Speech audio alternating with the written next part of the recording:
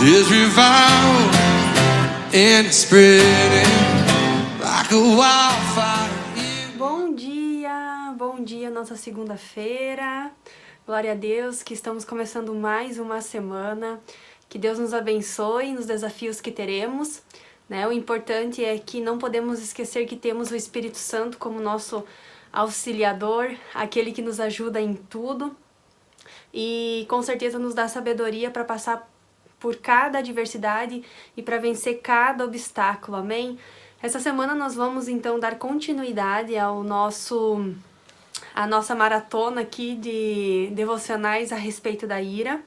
Vocês lembram como eram o passo 1 e o passo 2? Vocês conseguiram fazer? Eu acredito que nesses dias vocês experimentaram momentos de ira, né? E principalmente para aquela pessoa que tem um temperamento um pouquinho mais explosivo, acaba vivenciando esse sentimento com maior intensidade e com maior frequência durante o seu dia.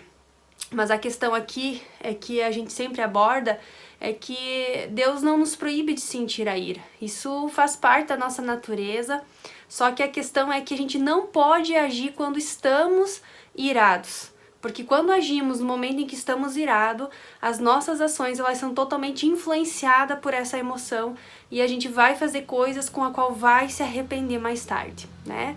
Então o primeiro passo é você confessar, identificar, perceber que você está irado, porque muitas vezes esse sentimento ele é tão natural para você que muitas vezes você nem percebe, mas você já alterou o tom de voz, ou você já ficou agressivo, ou você já se retraiu.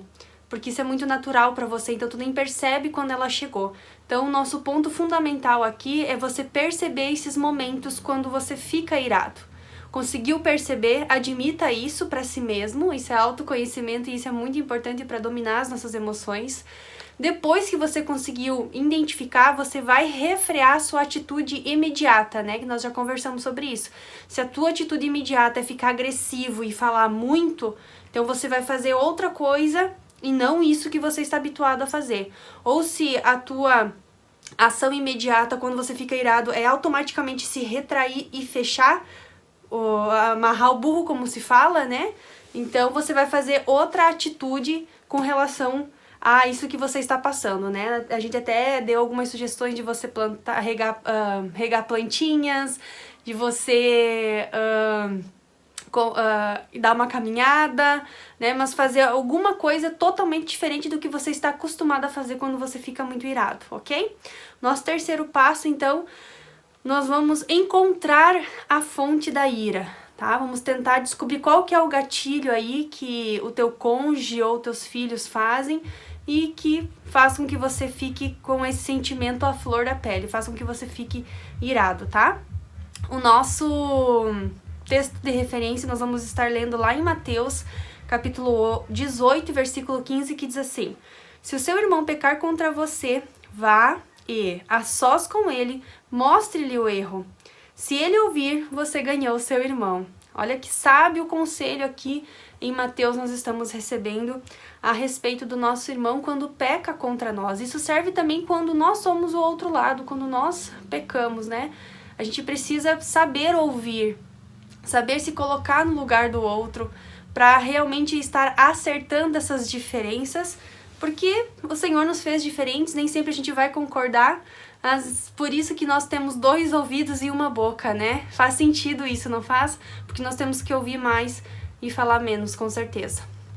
Então, como nós já fizemos uma retrospectiva do passo 1, passo 2, nosso passo 3 hoje vai ser então nós encontrar encontrar o motivo, encontrar a fonte dessa ira. O que acontece que me deixa nesse estado tão irado? Então, localizar o foco da ira é fundamental para que você possa estar controlando ela, para que você aprenda a administrar ela de uma forma mais sábia e não permitir que ela afete tanto você. Então, nós vamos pensar assim: se você está irritado com o seu cônjuge, ou com o seu filho, ou até mesmo com um colega no trabalho, enfim, com as pessoas que você mais convive. Se você está irritado, você pode pensar: por que eu estou me sentindo assim?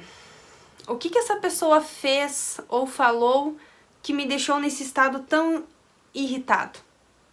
Pergunte a si mesmo. Comece a se perguntar por que eu estou irritado, por que eu estou irado, o que essa pessoa fez que me deixou esse estado de irritação tão forte. O que ela falou, o que ela fez? Será que foi a maneira dela falar com você? Ou será que foi a maneira que ela olhou pra você? O que no comportamento dessa pessoa deixou você assim? Ok? Eu sei que muitas vezes não é fácil a gente parar pra fazer essa reflexão. É bem difícil nós nos lembrarmos disso, mas ele é muito importante pra você encontrar qual que é o gatilho aí que faz com que essa ira ela apareça e floresça no teu coração. Ok, então você já fez uma autoanálise, você já começou a pensar, e agora eu quero que você analise comigo assim, o fato de você ter ficado irado, né? Ou seja, pode ter sido com a forma como o teu cônjuge falou contigo, ou pode ter sido também a forma como ele olhou pra você. Mas enfim, o que foi que ele fez, ou ela, né? Porque aqui tanto os maridos quanto as esposas se sentem irados, até mesmo as crianças se sentem iradas, né? Mas enfim, o que ele ou ela fez ou deixou de fazer para que você se sentisse dessa forma tão errada, tão irada? Porque o que eu quero chegar, aonde eu quero chegar, na verdade? O que acontece? Quando o teu cônjuge faz alguma coisa pra você ou deixou de fazer, nós vamos encontrar um motivo adequado para essa raiva, tá? Porque ela pode ser distorcida ou uma ira adequada. Como assim, Vanessa? O que tu tá querendo dizer com isso? Distorcida ou adequada? Existe ira adequada? Enfim, mas às vezes nós temos motivos, sim, de estarmos irados, né? E isso aconteceu lá com Jesus no templo, quando ele se irou muito, né? E acabou agindo daquela forma um pouco agressiva, porque aquilo mexeu muito com ele no templo quando ele viu que o templo virou um comércio. Então ele foi uma ira adequada.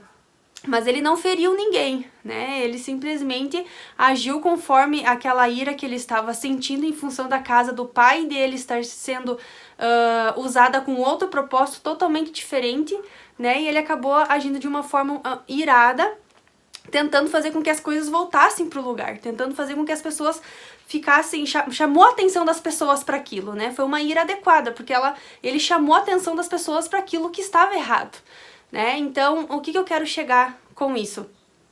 Que quando o seu marido faz uma coisa que você não gostou, ou, né, a sua esposa faz uma coisa que você não gostou, quando o seu cônjuge, você não gostou daquilo que ele fez, ou ele era pra ele fazer e ele não fez, aí nós temos que colocar a questão que a tua ira, ela pode ser, então, inadequada para esse caso.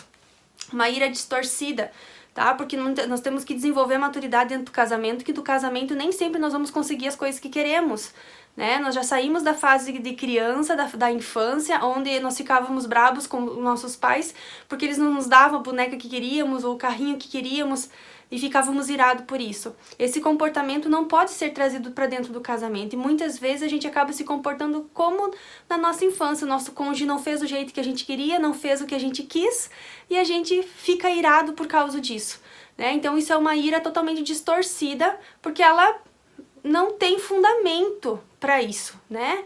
É uma ira que realmente nós precisamos tomar consciência, que nós precisamos crescer, precisamos amadurecer e ter esse pensamento que dentro do casamento a gente não vai ter, não vai acontecer tudo da forma como a gente quer, né? A não ser que o seu marido ou sua esposa pecou contra você, agiu de uma forma que feriu e magoou você. Então essa ira, ela é totalmente adequada para a situação.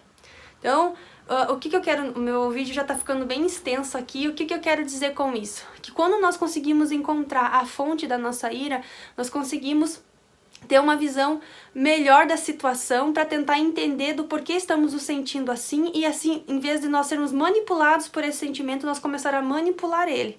E começar a discernir se a minha ira realmente ela é adequada para a situação, ou se ela é uma ira totalmente distorcida, que não tem fundamentos para mim estar me sentindo dessa forma, tá? Então, o nosso terceiro passo hoje é encontrar o foco, porque quando eu encontro o foco, eu consigo cortar a fonte, né? Eu consigo controlar essa fonte da onde vem essa ira, para que eu não seja mais dominada por ela, mas pelo contrário, né? Eu consiga dominar ela de uma forma totalmente irracional, tá?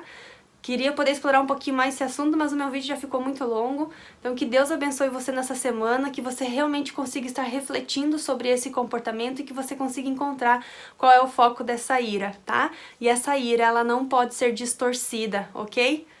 Que Deus abençoe você, tenha uma ótima semana.